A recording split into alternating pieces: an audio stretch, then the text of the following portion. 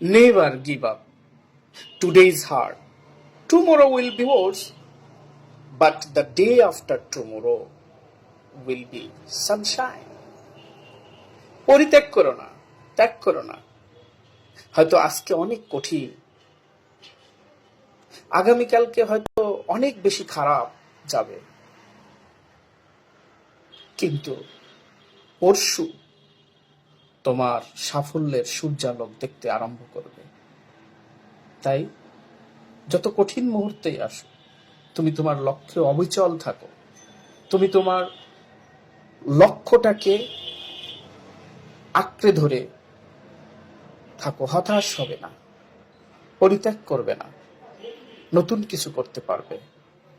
খুব